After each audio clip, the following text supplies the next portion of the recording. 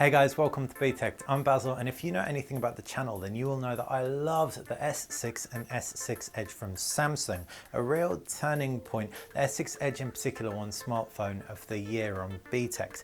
Now the S7 is around the corner, it looks like it might well have something called a BRITECELL camera sensor that Samsung announced at the end of last year. But what is BRITECELL? Well, that's what this video is all about. But before I jump into that, subscribe to the channel if you haven't already. Subscribing helps us out massively, and it means you stay on top of everything that we do. Back to BRITECELL and the camera sensor that may well be in the Galaxy S7.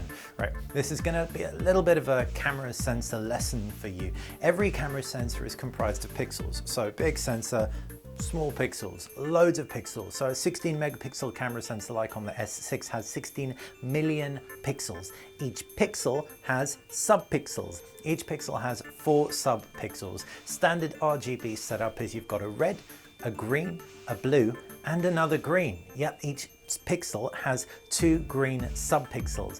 This new camera sensor from Samsung, this BRITECELL camera sensor, swaps out the 2 green ones for 2 white ones.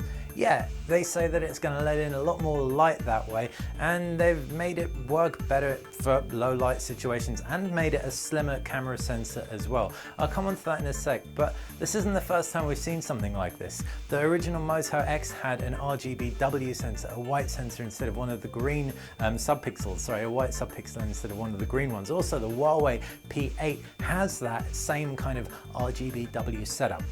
Now, there may well be another WRBW